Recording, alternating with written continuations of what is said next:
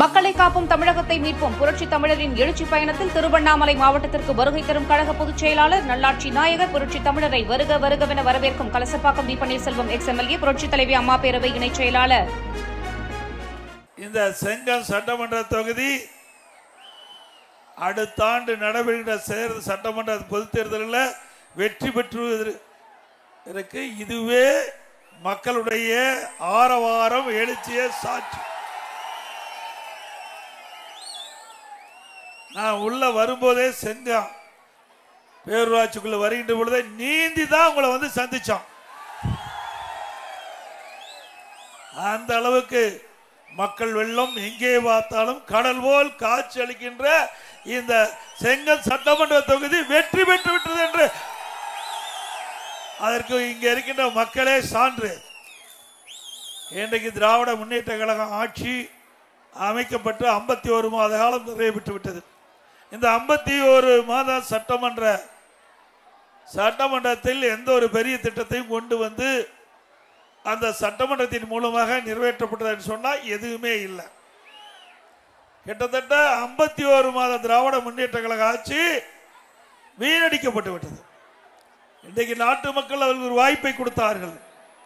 அந்த வாய்ப்பை பயன்படுத்தி இந்த 51 மாத திராவிட முன்னேற்ற கழக ஆட்சியில் நிறைய திட்டங்களை நிறைவேற்றிருக்கலாம்.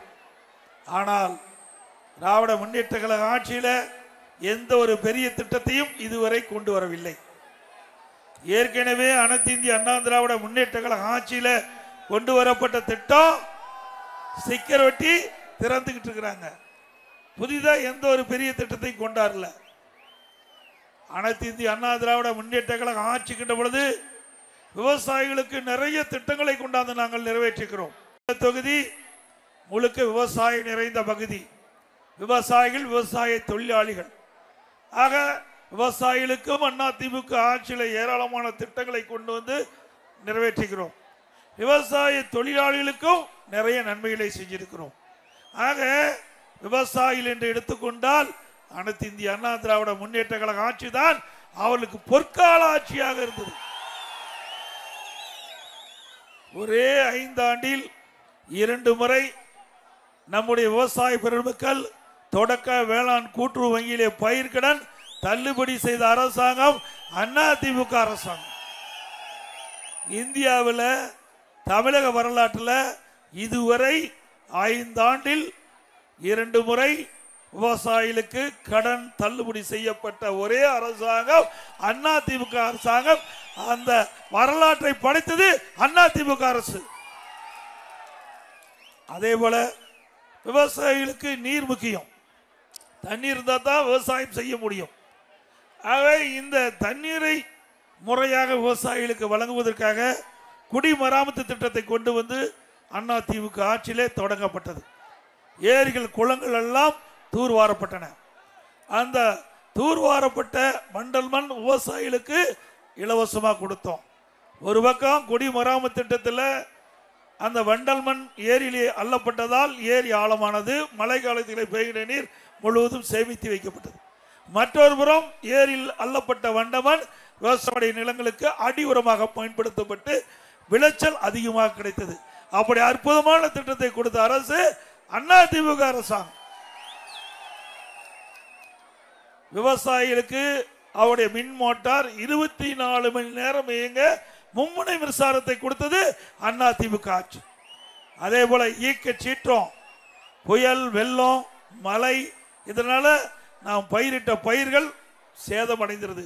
அதை காப்பீட்டு திட்டத்தின் மூலமாக விவசாயிகளை சேர்க்கப்பட்டு இப்படி வறட்சியால் பாதிக்கப்பட்டாலும் சரி, இல்லது வெள்ளத்தால் பாதிக்கப்பட்டாலும் சரி, இல்லது ஆங்காங்கே இருக்கின்ற புயல் அவ்வப்போது அடிக்கின்றது, அதனால் இந்த பயிர்கள் சேதமடைந்தாலும் சேதத்தை மதிப்பிட்டு முழு நிவாரணம் கொடுத்த ஒரே அரசாங்கம் அதிமுக அரசாங்கம். ஆக விவசாயிகள் எப்பொழுதெல்லாம் இயற்கை சீற்றத்தால் பாதிக்கப்படுகிறார்களோ அப்பொழுதெல்லாம் விவசாயிகளுக்காக உதவி செய்த ஒரே அரசாங்கம் அதிமுக அரசாங்கம். இது மக்களுடைய அரசாங்கம், விவசாயிகளுடைய அரசாங்கம். ஆகவேதான் கண்ணை இமைகாப்பதை போல பார்த்த அரசாங்கம், விவசாயிகளை கண்ணை இமை போல் காத்த அரசாங்கம் அதிமுக அரசாங்கம். அது மட்டுமல்ல, விவசாய தொழிலாளிகள் அவர்களுக்கு பசு வீடுகள் கட்டி கொடுத்தோம், விலையில்லா கறவை மாடுகள் கொடுத்தோம், விலையில்லா ஆடுகள், விலையில்லா கோழி. அது மட்டுமல்ல, அந்த விவசாயிகளுக்கு உழவர் பாதுகாப்பு திட்டத்தில் பல திட்டத்தை கொடுத்தோம்.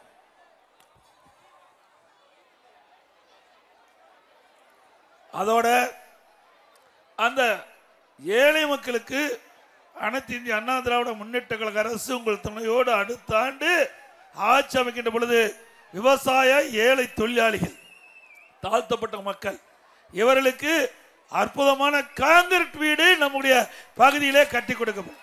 அருமையான காங்கிரீட் வீடு, எப்ப கட்டுற வீடு மாதிரிலாம் இல்லைங்க, பல லட்சம் மதிப்பிலே அந்த விவசாயிகளுக்கு கட்டி கொடுக்கின்ற வீடு இந்தியாவில் இருக்கின்ற மற்ற மாநிலத்தை விட தமிழ்நாட்டில் கட்டப்பட்ட ஏழைகளுக்கு கட்டப்பட்ட வீடு தான் சிறந்த வீடு என்று மற்ற மாநிலத்தை சேர்ந்தவர்கள் புகழ் பாடுகின்ற அளவுக்கு சிறப்பான வீடுகள் ஏழைகளுக்கு கட்டி கொடுக்கப்படும். அதே போல திராவிட முன்னேற்ற கழக அரசு ஆட்சி அமைந்த பிறகு சட்ட ஒழுங்கு அடியோடு சீர்குலைந்து விட்டது. எங்கே பார்த்தாலும் போதைப் பொருள் விற்பனை. இன்றைக்கு காலையில் நம்முடைய வியாபாரிகள் ஆலோசனை கூட்டம், விவசாயிகள் ஆலோசனை கூட்டம், அது மட்டும் இல்லாமல் நீர் பாசன விவசாயிகள், இப்படி பலதரப்பட்ட அமைப்பை சேர்ந்தவர்கள் காலையிலே அந்த கூட்டத்திலே கலந்து கொண்டு தங்களுடைய கருத்துக்களை தெரிவிக்கின்ற பொழுது அங்கே இருக்கின்ற வியாபாரிகள் சொல்கிறார்கள், தமிழகத்திலே போதைப் பொருள் நடமாட்டம் அதிகமாக இருக்கின்றது, எங்களால் கடை வைத்து நிர்வாகம் செய்ய முடியவில்லை அப்படின்னு ஒரு குற்றச்சாட்டு சொல்றாங்க. நான் இதைத்தான் திராவிட முன்னேற்ற கழகம் ஆட்சி அமைந்தவுடனே ஒரு ஆண்டில் இந்த போதைப் பொருள் விற்பனை துவங்கி விட்டது. அப்பொழுதே இந்த அரசாங்கத்துக்கு எச்சரிக்கை விட்டோம். இன்றைக்கு இந்த அரசு விழித்து கொண்டு இரும்பு கரம் கொண்டு தமிழகத்தில் ஆங்காங்கே போதைப் பொருள் நடமாட்டம், போதைப் பொருள் விற்பனை அதிகமாக இருக்கின்றது, அதை கட்டுப்படுத்த வேண்டும் என்று பல முறை சட்டமன்றத்தில் பேசணும், ஊடகத்தின் வாயிலாக கருத்துக்களை தெரிவித்தோம், அறிக்கையின் வாயிலாக வெளிப்படுத்தினோம். இந்த அரசாங்கம் கண்டுகொள்ளவில்லை. இன்றைய தினம் தமிழகம் போதைப் பொருள் நிறைந்த மாநிலமாக காட்சியளிக்கிறது. இளைஞர்கள், மாணவர்கள், பொதுமக்கள் இந்த போதைக்கு அடிமையாகி வாழ்க்கையை சீரழிக்கக்கூடிய நிலை தமிழகத்திலே பார்க்கப்படுகிறது. அதைத்தான் காலையில் சொன்னாங்க, நீங்க ஆட்சிக்கு வந்த உடனே இந்த போதைப் பொருள் நடமாட்டத்தை தடுக்க வேண்டும் என்று அங்கே ஆலோசனை கூட்டத்திலே கருத்துக்களை தெரிவித்துக என்பதை இந்த நேரத்தில் தெரிவிக்க விரும்புகின்றேன். அது மட்டும் இல்ல, தூத்துக்குடியில் நடந்த ஆலோசனை கூட்டத்தில் அங்க ஃபாதர் கலந்துக்கிட்டாங்க, அதோட பிஷப் கலந்துக்கிட்டாங்க. அவர்கள் சொல்றாங்க, நாங்கள் நடத்துகின்ற பள்ளியிலே படிக்கின்ற மாணவர்கள் இந்த போதைக்கு அடிமையாக இருக்கிறாங்க, நீங்க போதைப் பொருள் நடமாட்டத்தை குறைப்பதற்கு நீங்கள் போராட்டம் நடத்தினா நாங்கள் உங்களோட கைகோர்த்து வருகிறோம் என்று கிறிஸ்தவ பெருமக்கள் அவர்கள் குறிப்பிடுகிறார்கள். ஆக ஒட்டுமொத்தமாக தமிழகத்திலே போதைப் பொருள் நடமாட்டம் அதிகரித்து விட்டது. அதை தடுக்க இந்த அரசால் முடியவில்லை. ஏனென்றால் பெரும்பாலும் அந்த போதைப் பொருள் விற்பனை செய்கின்றவர்கள் திராவிட முன்னேற்ற கழகத்திற்கு சார்ந்தவர்கள் என்று தகவல் கிடைத்துக் கொண்டிருக்கின்றதை நேரத்தில் தெரிவிக்க விரும்புகின்றேன். ஒரு நாடு சிறப்பாக இருக்க வேண்டும் என்று சொன்னால் சட்ட ஒழுங்கு சிறப்பாக இருக்கும். சட்ட ஒழுங்கு சிறப்பாக இருந்தால் தான் அந்த நாட்டு வளர்ச்சி பெறும், அந்த மாநிலம் வளர்ச்சி பெறும். ஆனால் தமிழகத்தில் சட்ட ஒழுங்கு அடியோடு சீர்கெட்டு விட்டது. அதற்கு காரணம் போதைப் பொருள். போதைப் பொருள் நடமாட்டத்தை தடுக்க காவல்துறை கைகள் கட்டப்பட்டிருக்கின்றன. காவல்துறைக்கு முழு சுதந்திரம் கொடுக்கல. அதனால காவல்துறை இந்த போதை ஆசாமிகளை கட்டுப்படுத்த முடியல. ஏன்னா எல்லாமே திமுக நிர்வாகியாக இருக்கிற காரணத்தில் அவர்கள் காவல்துறை சேர்ந்தவர்கள் அவர்கள் மீது உரிய நடவடிக்கை எடுக்க முடியாத காரணத்தினால இன்றைக்கு இந்த போதைப் பொருள் தமிழகத்தில் அதிகரித்து விட்டது என்பதை நேரத்தில் சுட்டிக்காட்ட விளைகிறேன். அது மட்டுமல்ல, முதலமைச்சரே தொலைக்காட்சி வாயிலாக குறிப்பிடுறார், போதையின் பாதையில் செல்லாதீர்கள். யாரு? நாட்டினுடைய முதலமைச்சர் சொல்றாரு. எப்ப நாங்களாம் சொல்லிட்டு இருக்கும்போது கேட்டிருந்தா அந்த பிரச்சனையும் வந்திருக்காது. இல்ல, நீங்க தொலைக்காட்சியில் பேச வேண்டிய அவசியமே இல்லை. பிரதான எதிர்கட்சி மக்களுடைய பிரச்சனையை தான் நாங்கள் வெளிப்படுத்துறோம். அதை நீங்க நாங்க சொன்ன அந்த காலகட்டத்திலேயே நான் குறிப்பிட்ட அந்த செய்திகளை உடனுக்குடன் செயல்பட்டிருந்தா இப்படிப்பட்ட அவலநிலை ஏற்பட்டிருக்காது. ஆனா அப்பொழுதெல்லாம் வேண்டுமென்றே திட்டமிட்டு எதிர்கட்சிகள் குற்றம் சாட்டுவதாக சொல்லி அதை அப்படியே நிராகரிச்சுட்டாங்க. இன்னைக்கு நிலைமை என்ன? முதலமைச்சர் தொலைக்காட்சியில் வெளிப்படுத்துறார், போதையின் பாதையில் இளைஞர்கள் செல்லாதீர்கள். எல்லாம் முடிஞ்சு போச்சு. இனிமேல் என்ன செய்ய முடியும்? நடக்கிற காரியமா? இந்த போதைப் பொருள் நடமாட்டத்தை தடுக்கிறது என்றால் சாதாரண விஷயம் அல்ல. இன்னைக்கு புறையோடி போய்விட்டது. எங்கே பார்த்தாலும் போதைப் பொருள் நடமாட்டம் அதிகரித்து விட்டது. போதைப் பொருள் பல வடிவத்தில் வருது. அதையெல்லாம் கட்டுப்படுத்துவது என்று சொன்னால் சிறந்த நிர்வாக தலைமைக்கு அரசாங்கம் வேண்டும். அந்த அரசாங்கம் அதிமுக ஆட்சிக்கு வந்தால் தான் கொடுக்க முடியும். திமுக ஆட்சியால கொடுக்க முடியாது. அது அவர்களால் முடியாது. முதலமைச்சரே இப்படி தொலைக்காட்சியின் வாயிலாக வந்து வெளிப்படுத்திட்டார். ஆக இந்த அரசு ஃபெயிலியர் மாடல் அரசாக மக்கள் பார்க்கிறாங்க. அது மட்டும் இல்ல, இன்றைக்கு சிறுமி முதல் நம்முடைய முதியோர்கள் வரைக்கும் பாதுகாப்பு இல்லாத ஒரு சூழல். இன்னைக்கு பல மாவட்டத்தில் பார்க்கின்ற பொழுது முதியோர்கள் அதிகம் வசிக்கிற பகுதியை குறிவிச்சு அங்க திருடர்கள் அந்த வீட்டில் இருக்கிற பொருள்லாம் கொள்ளையடிச்சிட்டு பிறகு அந்த முதியோர்களை வெட்டி சாக்கிறாங்க. இது தொடர்கதை. ஏதோ ஒரு இடத்துல ரெண்டு இடத்துல நடந்தால் பரவாயில்ல. ஆனா இப்படிப்பட்ட சம்பவம் நடைபெற்று சொன்னால் அதற்கு இந்த அரசு விழிப்போடு இருந்து யார் செய்கிறா என்று கண்டறிந்து அதற்கு கடுமையான நடவடிக்கை எடுக்கப்பட்டிருந்தா இந்த பிரச்சனை தீர்க்கலாம். ஆனா இந்த அரசுக்கு அந்த திறமை இல்லை. அதிமுக ஆட்சி இருக்கின்ற வரை சட்டத்தின் ஆட்சி நடைபெற்றது. எங்கே குற்றம் நிகழ்ந்தாலும் அந்த குற்றச்செயல் ஈடுபடுவதில் கடுமையான தண்டனை பெற்று தந்தோம். இன்றைக்கு காவல்துறையில் பணிபுரிகின்ற அந்த காவலர்களுக்கே பாதுகாப்பு இல்லை. இந்த 6 மாசத்துல 6 காவலர்கள் கொலை செய்யப்பட்டிருக்கிறாங்க. அப்படின்னா எங்க போய் மக்களை இந்த அரசாங்கம் காக்க போகுது? நான் ஏற்கனவே நேற்றைய தினம் கூட இந்த திருவண்ணாமலை மாவட்டத்தில் ஒரு இடத்துல பேசும்போது சொன்னேன், இன்றைக்கு ராணுவம் நாட்டை காக்குது, காவல்துறை மக்கள் பாதுகாக்கிறாங்க. இனி மக்களை பாதுகாக்கின்ற காவல்துறைக்கு ராணுவம் வந்து பாதுகாக்கக்கூடிய நிலை தமிழகத்தில் ஏற்படுகின்ற சூழ்நிலை ஏற்பட்டு போச்சு. அவ்வளவு மோசமா இன்றைக்கு தமிழகம் சட்ட ஒழுங்குகளை சீர்கிட்டு சந்திச்சிருக்கின்ற சூழ்நிலையை பார்க்கின்றோம். இதற்கெல்லாம் முடிவு கட்டுகின்ற தேர்தல் 2026 சட்டமன்ற பொதுத் தேர்தல் என்பதை எண்ணி பார்க்க வேண்டும். திரு ஸ்டாலின் ஆட்சிக்கு வருவதற்கு முன்பு எவ்வளவோ பிரச்சனையை தீர்ப்போம் என்று சொன்னார். ஆட்சிக்கு வந்தவுடனே 525 அறிவிப்புகள் திமுக அறிவிக்கப்பட்டு அத்தனையும் நிறைவேற்றப்படும் என்று வாக்குறுதி கொடுத்தார். இதுவரை வாக்குறுதி நிறைவேற்றல. இன்றைக்கு திருமாவளவன் அவர்கள் சொல்றார், இன்றைக்கு அண்ணா திமுகவில் இன்றைக்கு அரசியல் பண்றோமா? நாங்க எங்க போய் அரசியல் பண்றோம்? உங்களுடைய நீங்க கூட்டணி வச்சிருக்கிற திமுக தலைவர்கிட்ட போய் சொல்லுங்க. அதை சொல்ல மாட்டேங்கிறார் திருமாவளவன் அவர்கள். திருமாவளவன் அவர்களே, இன்றைக்கு தூய்மை பணியாளர்கள் அவர்கள் அண்ணா திமுக ஆட்சியில் போராட்டம் நடத்திட்டு இருக்கிறாங்க. அப்போ எதிர்கட்சி தலைவராக இருந்த ஸ்டாலின் அந்த தூய்மை பணியாளர்களை சந்தித்து அவரோடு கலந்து உரையாடல் செய்து அவர் கொடுத்த தேநீரை பருகி அவரிடத்துல உறுதிமொழி கொடுக்கிறார். அந்த தூய்மை பணியாளர்கள் ஒரு பட்டியலை கொடுக்கிறாங்க, கோரிக்கை அடிக்க பட்டியலை கொடுக்கிறாங்க. அதை திமுக ஆட்சிக்கு உடனே நிறைவேற்றப்பட வேண்டும் என்று. அப்பொழுது ஸ்டாலின் சொல்கிறார், இன்னும் 2 மாதங்கள் பொறுத்துக் கொள்ளுங்கள், திராவிட முன்னேற்ற கழகம் ஆட்சிக்கு வந்தவுடன் உங்கள் கோரிக்கை நிறைவேற்றப்படும் என்று உறுதிமொழி கொடுத்தீங்க. அதோட கடிதம் கொடுத்திருக்கார். இன்றைக்கு ஆணையாளருக்கு கடிதம் எழுதியிருக்கார். இதெல்லாம் ஆதாரத்தோட சொல்றேன். திரு ஸ்டாலின் வந்து அங்க இருக்கிற ஆணையாளருக்கு கடிதம் எழுதியிருக்கிறார். நீங்க மற்றதெல்லாம் பார்க்காதீங்க, அந்த தூய்மை பணியாளர் போராடி இருக்காங்க, அவர்களை நிரந்தரம் செய்யணும். யாருக்கு? ஆணையாளருக்கு. சென்னை மாநகராட்சி ஆணையாளர்களுக்கு திரு ஸ்டாலின் என்ற எதிர்கட்சி தலைவராக இருக்கும்போது நேரடியாக கடிதம் எழுதியிருக்காரு. இத்தனையும் செஞ்சுட்டு அந்த தூய்மை பணியாளருடைய வாக்குகளை பெற்றுவிட்டு இன்றைய தினம் அவருடைய கோரிக்கை நிராகரிக்கப்படும். அவர்கள் போராட்டத்தில் ஈடுபட்டு குண்டு கட்டா தூக்கிட்டு போய் பல திருமண மண்டபத்தில் கை செஞ்சு அடைத்த அரசாங்கம் திமுக அரசாங்கம். அதற்கு திரு திருமாவளவன் அவர்கள் வக்காலத்து வாங்குறார். திருமாவளவன் அவர்களே, அந்த பாவ மூட்டையை நீங்க சுமக்காதீங்க. திமுக செய்கின்ற பாவ மூட்டையை விடுதலை சிறுத்தை கட்சியினுடைய தலைவர் திரு திருமாவளவன் அவர்கள் சுமக்காதீங்க என்பதை மட்டும் நான் சுட்டி காட்டுறேன். இதே போலதான் கள்ளக்குறிச்சியில் விசசாராயம் முடித்து 68 பேர் இறந்து விட்டார்கள்.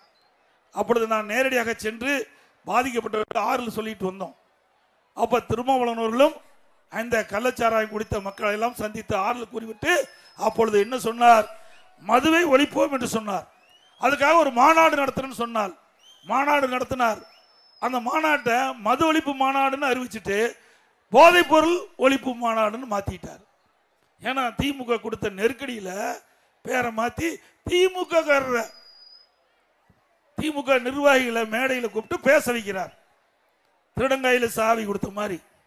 திருடங்காயில சாவி கொடுத்தா எப்படி இருக்கும்? அது மாதிரி திமுக ஆட்சியில் மக்கள் பாதிக்கப்பட்டிருக்கிறாங்க.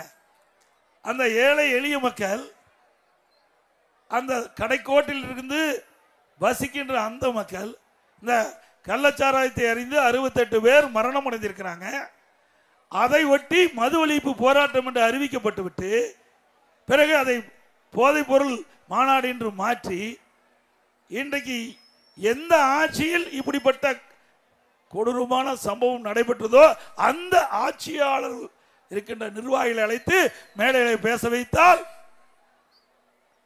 இதுதான் விடுதலை சிறுத்தையினுடைய நிலைப்பாடு. தெரிஞ்சு நிறைய பேச வேண்டியது இருக்குது. பாவம் அவர் சேராத இடத்துல போய் சேர்ந்துட்டார். சேராத இடத்தில் சேர்ந்து விட்டார். வேற வழி இல்லை.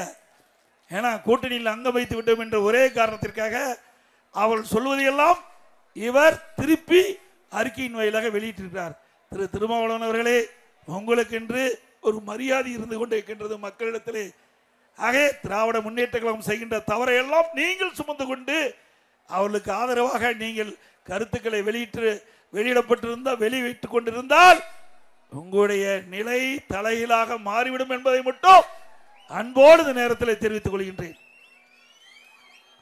அதே போல நீங்க பார்த்தீங்கன்னா சமூக நீதினு முதலமைச்சர் எப்பொழுது பார்த்தாலும் பேசுறார், துணை முதலமைச்சரும் பேசுறார், திமுக கட்சி சேர்ந்த நிர்வாகிகளும் பேசுறாங்க, கூட்டணி கட்சி சேர்ந்த அந்த கட்சி தலைவர்களும் பேசுறாங்க.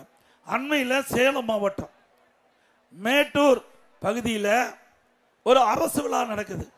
அந்த அரசு விழாவில் அங்கு இருக்கிற சேலம் மாவட்டத்தை சேர்ந்த மாவட்ட அமைச்சர் திரு ராஜேந்திரன் என்பவர், அவர் சுற்றுலாத்துறை அமைச்சர், அவர் தலைமையில் அந்த அரசு நிகழ்ச்சி நடக்குது.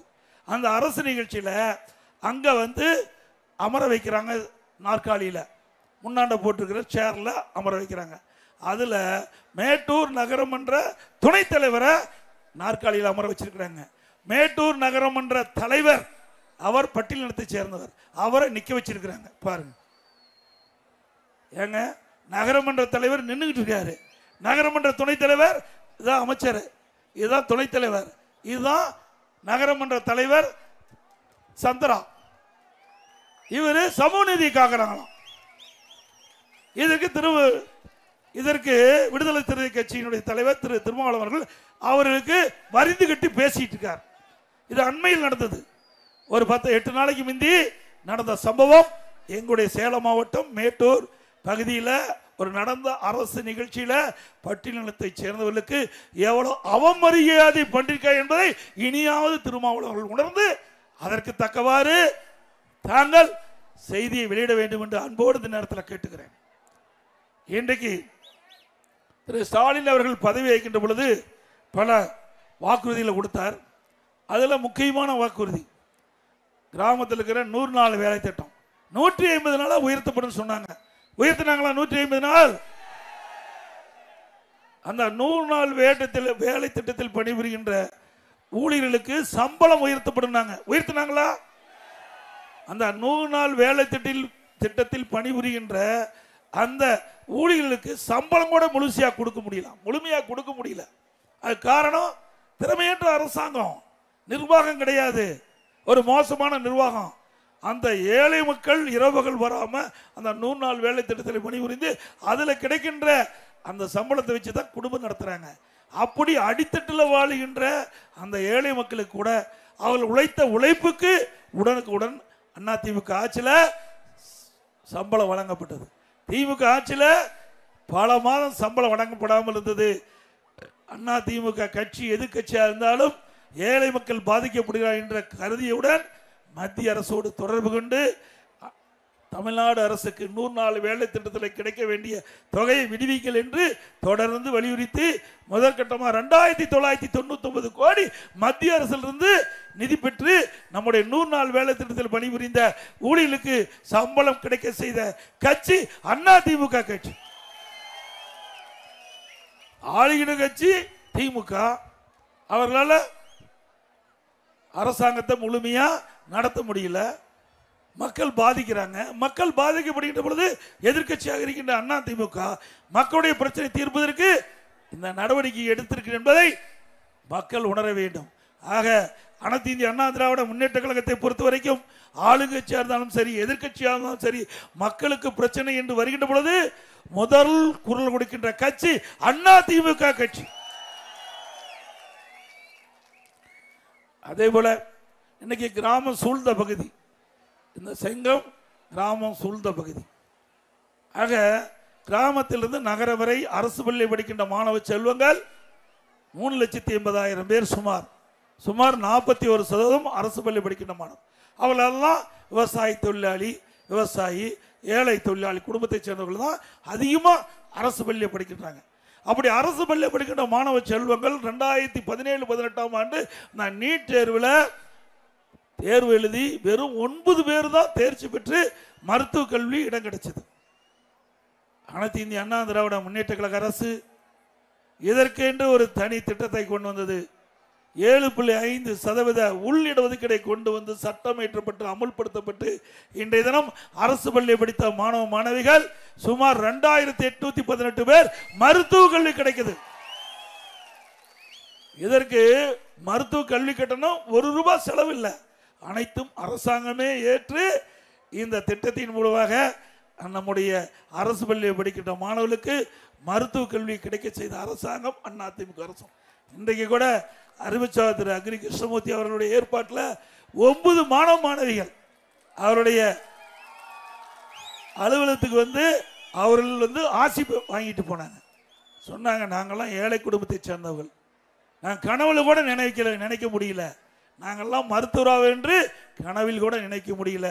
ஆனால் அனைத்து இந்திய அண்ணா திராவிட முன்னேற்ற கழக அரசு அந்த 7.5% உள்ளிடஒதுக்கீடை கொண்டு வந்த காரணத்தினால எங்களுக்கு அந்த திட்டத்தில் மருத்துவ கல்வி படிக்கக்கூடிய வாய்ப்பு கிடைச்சது என்று மகிழ்ச்சியோடு தெரிவித்தாங்க. இதுதான் அதிமுக அரசாங்கம்.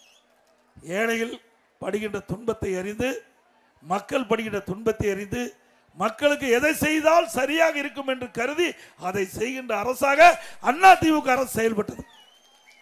நீங்க திமுக அரசு அப்படியே இருக்குது. என்ன, திமுக அரசாங்கத்தை பொறுத்த வரைக்கும் திரு உதயநிதி ஸ்டாலின் கார் பந்தயம் நடத்திட்டு இருக்கார். நாட்டு மக்களுக்கு அவசியமா? பல 100 கோடி ரூபாய் செலவழிச்சு சென்னை மாநகர மையப்பகுதியில் கார் ரேஸ் நடத்துறார். இங்க இருக்கின்ற ஏழை மக்கள் எவ்வளவு துன்பப்படுறாங்க அதை பற்றி கவலை இல்லை. 100 நாள் வேலை திட்டத்தில் பணிபுரிந்த ஊழியர்களுக்கு சம்பளம் கிடைக்கல, ஏழை மக்கள் கஷ்டப்படுறாங்க, பாதிக்கப்படுறாங்க, அதெல்லாம் என்ன கிடையாது. ஆனா திரு ஸ்டாலினுடைய மகன் என்ற ஒரே காரணத்தில் துணை முதலமைச்சராக இன்றைக்கு பதவி கிடைத்தவுடனே கார் பந்தயம் அரசாங்க பணத்திலே பல 100 கோடி ரூபாய் செலவில் நடத்துறீங்களே, இது தேவையா? சொல்லுங்க, நீங்கள தேவையா? பிறகு திரு ஸ்டாலின் அவருடைய தந்தை திரு கருணாநிதி, நீங்க நினைவு மன்றம் கட்டினீங்க, கட்ட வேண்டியதுதான். திமுக தலைவர், அவர் பல ஆண்டுகளாக முதலமைச்சராக இருந்தவர். அவருக்கு அந்த கட்சி திமுக கட்சி ஆட்சிக்கு வந்த உடனே திமுக அரசாங்கம் இருந்ததுனால நினைவு மன்றம் எழுப்புறீங்க, அது தவறு இல்லை. ஆனா நடுக்கடல்ல கொண்டு போய் எழுதாத பணம் 82 கோடி ரூபாயில வைக்கிறது சரியா? இது யாருடைய பணம்? மக்களுடைய வரி பணம். ஏன் எழுதுற பேனாவை நம்முடைய அரசு பள்ளி படிக்கின்ற மாணவர்கள் கொடுங்க, சந்தோஷமா பாராட்டுவாங்க. எழுதாத பேனாவை 82 கோடியில் போய் நடுக்கடல்ல வச்சு மக்களுடைய வரி பணத்தை வீணடிக்கிற அரசு இந்த அரசு. உங்களுக்கு அப்படி எழுதாத பேனாவை வைக்கணும்னு ஒரு ஆசைப்பட்டா ஏற்கனவே நினைவு மண்டபம் கட்டியிருக்கிறீங்க, அதுக்கு முன்னால ஒரு 2 கோடியில் அந்த பேனா வைங்கள யாரு வேண்டாங்கள? அது மட்டும் இல்லை, இன்றைக்கு திராவிட முன்னேற்ற கழகம் அந்த குடும்பத்தில் திரு கருணாநிதி குடும்பத்தை சேர்ந்தவர்களுக்கு ட்ரஸ்டில் பலாயிரக்கணக்கான கோடி இருக்குது, கொஞ்சம் நஞ்சம் இல்லை, பலாயிரக்கணக்கான கோடி ட்ரஸ்டில் இருக்குது. அந்த பணத்தை எடுத்து பேனா வைங்க, வேண்டான்னு சொல்லல. உங்களுடைய தந்தைக்கு உங்களை புகழ் சேர்க்க வேண்டும் என்று கருதினால் உங்களுடைய ட்ரஸ்ட் பணத்திலிருந்து எடுத்து வைங்க. ஏன்னா ஏழையாவா இருக்கிறாங்க. அரசியல் கட்சியிலேயே அதிக ட்ரஸ்ட்ல அதிக பணம் வைத்திருக்கின்ற ஒரே குடும்பம் திரு கருணாநிதி குடும்பம்.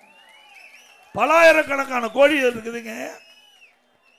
அது மட்டும் இல்ல, இன்றைக்கு ஊழல் என்று சொன்னா திமுக பொருந்தும் இல்ல. இன்னைக்கு கூட ஒரு மந்திரி வீட்டில் அமலாக்கத்துறை ரைடு நடந்துட்டு இருக்குது. இன்னைக்கு ஒரு அமைச்சர் வீட்டில் அமலாக்கத்துறை ரைடு நடந்துருக்குல்ல.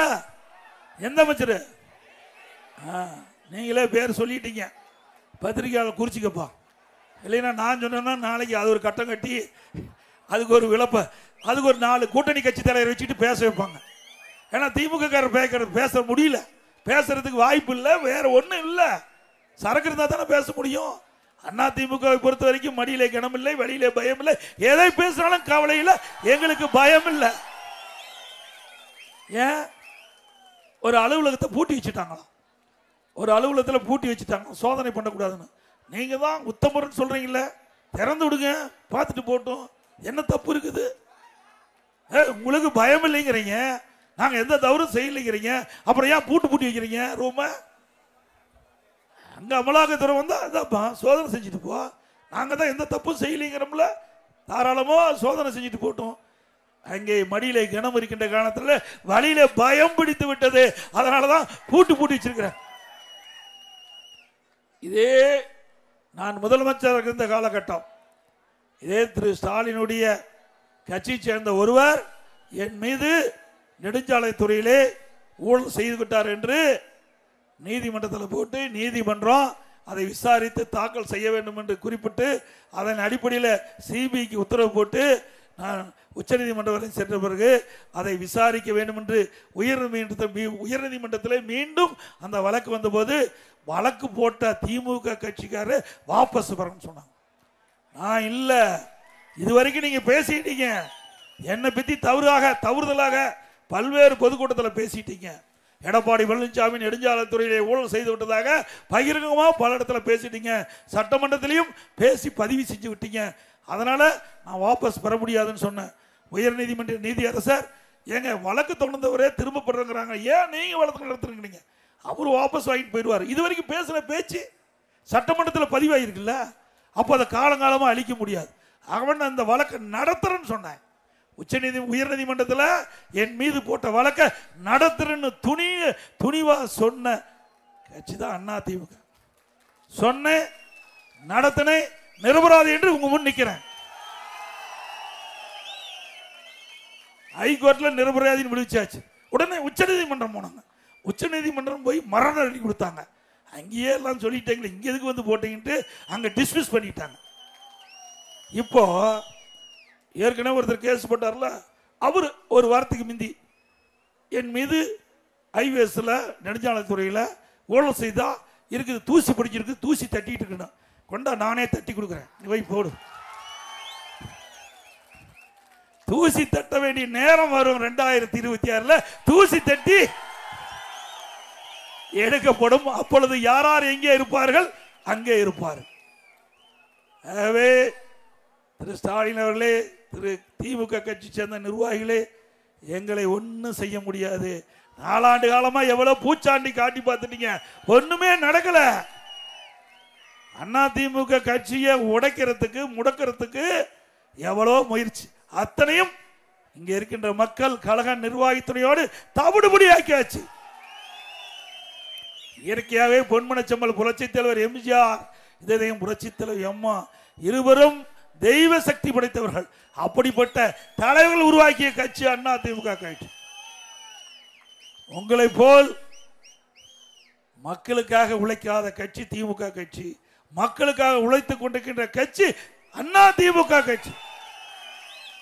புரட்சி தலைவர் காலத்திலிருந்து இன்று வரை மக்களுக்கு ஏராளமான திட்டங்களை கொண்டு வந்து தமிழ்நாடு இந்தியாவிலேயே முதல் மாநிலம் என்ற பெயர் அடிக்கின்ற அளவிற்கு அரசாங்கம் நடத்திய அரசு அண்ணா திமுக அரசாங்கம். திமுகவில் அப்படியே இருக்குது. இன்றைக்கு திமுக எல்லா துறையிலும் ஊழல், ஊழல் இல்லாத துறையே கிடையாது. அந்த அளவுக்கு ஊழல் மலிந்து போய் கிடைக்குது. இன்றைக்கு இப்போ ஒரு அமைச்சர் கதவை தான் அமலாக்கத்துறை தட்டி இருக்குது. ஏன்னா எத்தனை அமைச்சர்கள் தூங்காமல் இருக்கிறாங்க, நம்ம வீட்டுக்கு எப்போ வந்து கதவை தட்டுவாங்கன்னு தூக்கமே இல்லாமல் போயிட்டு அந்த அளவுக்கு ஊழல் செய்திருக்கிறாங்க. ஆக திராவிட முன்னேற்ற கழகம் ஊழல் மலிந்த அரசாங்கமாக இன்றைக்கு காட்சியளித்துக் கொண்டிருக்கிறது. இந்த அரசாங்கத்தை இனி காப்பாற்ற இயலாத ஒரு சூழ்நிலை ஏற்பட்டு விட்டது. அதனால தான் ஓரணியில் தமிழ்நாடு என்று வீடு வீடா போய் கதவை தட்டு எங்கள் கட்சியில் உறுப்பினராக சேர்ந்துக்குங்க, எங்கள் கட்சியில் உறுப்பினராக சேர்ந்துக்குங்க. எப்படி பிச்சைக்காரர் போய் வீடு வீடா பிச்சை எடுக்கிறாங்க, அது மாதிரி போய் வீடு வீடா போய் உறுப்பினர் சேர்க்கின்ற அளவிற்கு திமுக கட்சியுடைய நிலை பரிதாபமான நிலைக்கு வந்துட்டு. எங்கேயாவது எந்த கட்சியாவது இப்படிப்பட்ட செயலில் ஈடுபட்டிருக்காங்களா? யாராவது ஒரு கட்சியில் சேரணும்னா விருப்பப்பட்டு அவள் உறுப்பினர் சேருவாங்க. ஆனால் திமுகவில் மக்கள் செல்வாக்கள் வந்துட்டாங்க, கட்சிக்காரருடைய செல்வாக்கள் வந்து விட்டாங்க. வேற வழி இல்லாமல் ஓரணியில் தமிழ்நாடு என்ற பெயரை சுட்டி வீடு வீடாக போய் உறுப்பினர் சேர்க்கின்ற கட்சி திமுக கட்சி என்பதை நேரத்தில் சுட்டிக்காட்டி அடுத்த ஆண்டு நடைபெறுகின்ற சட்டமன்ற பொதுத் தேர்தல் அனைத்து இந்திய அண்ணா திராவிட முன்னேற்ற கழகம் மீண்டும் ஆட்சிக்கு வருகின்ற தேர்தலாக இருக்க வேண்டும். அதோட இன்றைக்கு கொரோனா காலத்தில் இன்னைக்கு மக்களுக்கு வேலை வாய்ப்பு இல்லாமல் இருந்தது. 12 மாதம் ரேஷன் கடையில் விலையில்லா அரிசி, விலையில்லா எண்ணெய், சர்க்கரை கொடுத்த ஒரே அரசாங்கம் அண்ணா திமுக அரசாங்கம். அந்த காலகட்டத்தில் பள்ளிகள் மூடப்பட்டு விட்டது, கல்லூரிகள் மூடப்பட்டு விட்டது. கல்லூரியில் படிக்கின்ற மாணவர்கள் அவர்களுக்கு தொடர் கல்வி கிடைக்கும் என்பதற்காக ஆன்லைனில் வகுப்பு நடத்தணும், ஆன்லைனில் தேர்வு நடத்தணும். சிறப்பாக தேர்வு எழுதி அவர்கள் தேர்ச்சி பெற்றுட்டாங்க. அதேபோல் பள்ளியில் படிக்கின்ற மாணவர்களுக்கு ஆல் பாஸ் போட்டு கொடுத்தோம். எல்லா மாணவர்களும் ஆல் பாஸ். இப்படி அனைத்து இந்திய அண்ணா திராவிட முன்னேற்ற கழக அரசு 10 ஆண்டு காலத்திலே பல்வேறு திட்டங்களை நாட்டு மக்களுக்கு வழங்கி இந்தியாவிலேயே தமிழ்நாடு ஒரு சிறந்த மாநிலம் என்ற பெயர் எடுப்பதற்கு அடித்தளமாக விளங்கிய அரசாங்கம் அண்ணா திமுக அரசாங்கம் நேரத்திலே சுட்டிக்காட்டி மக்களை காப்போம், தமிழகத்தை மீட்போம், தமிழகத்தை